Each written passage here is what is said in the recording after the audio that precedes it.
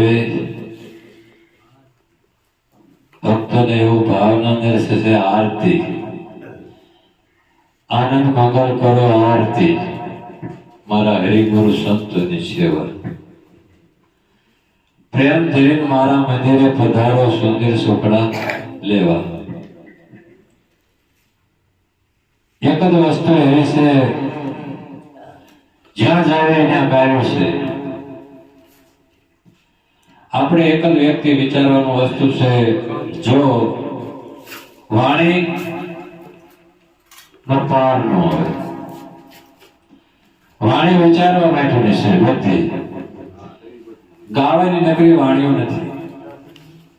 જો ગાય જ્ઞાન નથી થતું. આમાં એક વાણી બોલે ને એની અંદર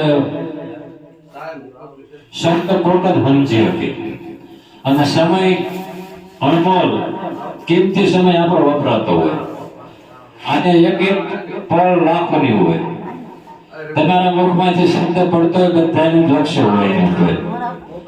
પછી ફોનમાં આપણે ભજન ચાલુ કરીને હોય તો રામદાસ ગોંડલિયા સંભળાય, પણ એનેથી કઈ સુખ ન થાય. એટલે સંતો સમાગમ કરવાનું વધુ પ્રસંગ કહેવાય. કેમ કે જે મીરાબાઈ ને વાઘના વાસરો કેમ થઈ ગયા છે, ઝાડના કટોરાઓનું અમૃત કેમ થઈ ગયું છે, એ તો આપણે આજે એનાથી એવું સાંભળે જ છે, સાંભળતા જ આવ્યું છે. પણ એને સમજવું હોય તો ખોલવું પડે, પગાર કરવો પડે. જ્યાં સુધી ખોલે નહીં ત્યાં સુધી ખબર ના પડે. ત્યાં સુધી આ બધા ગાવામાં આવે, આપણે બધા ગાય જ છે, બધા ગાય જ છે.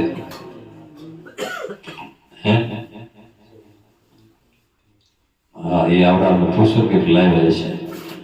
આમ તો માતાજી પણ હું તને પૂછું.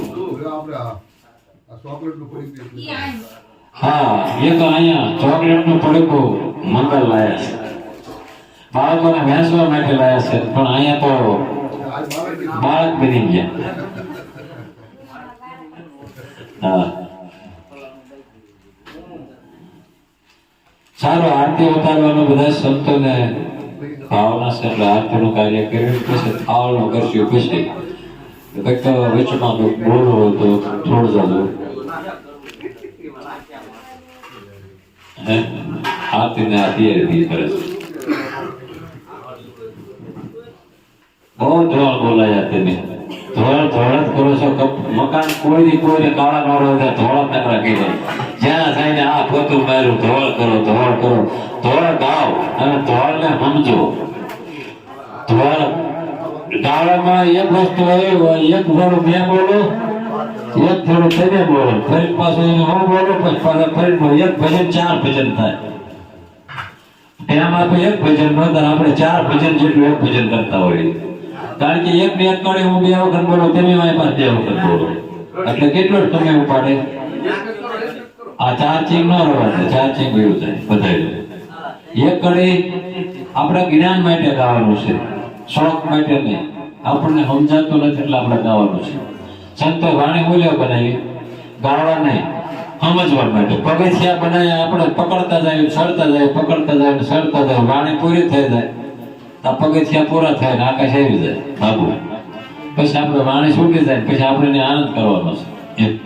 એટલે વાણી ગાવાની જ તે પણ સમજવા માટે. કોઈ વાણીથી આપણે ગળામાં મજા આવે ને ગાવી છે, એ તો કલાકારો હોય. આપણે સંતોને તો સમજવા માટેના શબ્દો છે બધા. સારું, બધાએ આરતીની તૈયારી કરી.